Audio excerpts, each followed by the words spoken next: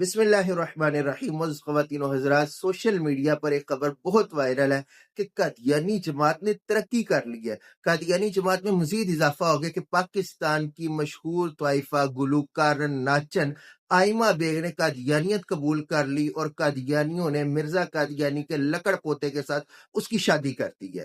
یاد رہے کہ یہ آئمہ بیگ کے جس لڑکے کے ساتھ شادی ہوئی اس کا نام ہے زین احمد، اور زین کے باپ کا نام ہے مرزا انس، اور مرزا انس وہی ہے کہ جس کا بڑا بھائی مرزا لقمان 30 سال تک اپنی بیٹی ندا ناصر کے ساتھ زنا کرتا رہا، جو کہ ندا ناصر کی اپنی آڈیوز ہمارے پاس سیو ہے، ثبوت کے طور پہ ہم پیش کر دیں گے۔ خیر یہ اتنی کوئی انہونی بات نہیں، کیونکہ الجنس یمیل الی الجنس، جنس جنس کی طرف ہی مائل ہوتی ہے۔ آئمہ بیگ کا کردار پہلے کون سا حضرت رابعہ بصری والا تھا، جو اب اسے ایک پاک طیب طاہر گھرانے میں اس کی شادی ہوتی، پہلے ہی گند میں موجود تھی، دوبارہ پھر گند میں چلی گئی ہے، کوئی ایک انہونی بات نہیں ہے۔ خیر قابل قدر بات اور اہم بات جو آپ کے گوش گزار کرنی ہے وہ یہ ہے کہ یہ وہ لوگ ہیں سوشل میڈیا کے لائم لائٹ میں رہنے والے کہ ہماری جنریشن جنہیں فالو کر رہی ہے۔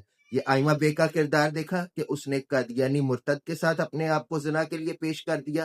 اس سے قبل ایک رجب بٹ نامی یوٹیوبر کے معاملات آپ دیکھ رہے ہیں جو صحابہ کی بھی توہین کرتا ہے، جو نبی علیہ الصلوۃ والسلام کی بھی توہین کرتے ہوئے شرم محسوس نہیں کرتا اور بعد میں معافی مانگ لیتا ہے۔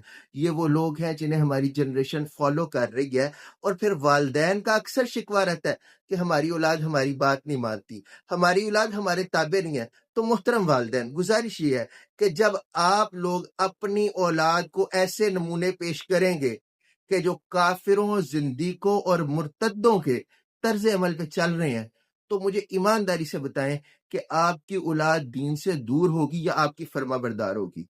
میری ایک بات یاد رکھیں، اگر آپ چاہتے ہیں کہ آپ کی اولاد آپ کی فرما بردار ہو تو خدا کی قسم اسے رسول اللہ صلی اللہ علیہ وسلم کے تابع کر دیں، اسے اللہ رب العزت کے تابع کر دیں، اسے علماء کے تابع کر دیں۔ ان تین ہستیوں کے تابع اپنی اولاد کو کر دیں، ان کی محبت ان کے دل میں ڈال لیں۔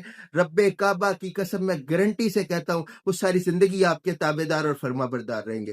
اور اگر آپ نے انہیں دین سے محبت نہ سکھائی، آپ انہیں ڈاکٹر بنا لیں، انجینئر بنا لیں، پروفیسر بنا لیں، آپ انہیں پی ایچ ڈی کروا لیں، تو اولڈ ہاؤس قائم ہے، آپ کو ادھر ہی چھوڑ کے آئیں گے۔ نہ جوانی میں آپ کی بات مانیں گے اور بوڑھے ہونے پہ آپ کو اولڈ ہاؤس چھوڑ آئیں گے۔ تو خدا را سوچیں، سمجھیں اور فیصلہ کریں کہ ہم کس ڈگر پر، کس رستے پہ چل رہے ہیں، اور مستقبل میں ہم اپنی اولاد کو کس مقام پر دیکھ رہے ہیں۔ خدا را اللہ اور اس کے رسول کے تابع اپنے آپ کو بھی کریں اور اپنی اولادوں کو بھی کریں۔ اسی میں ہماری دنیاوی کامیابی بھی ہے اور اخروی کامیابی بھی ہے۔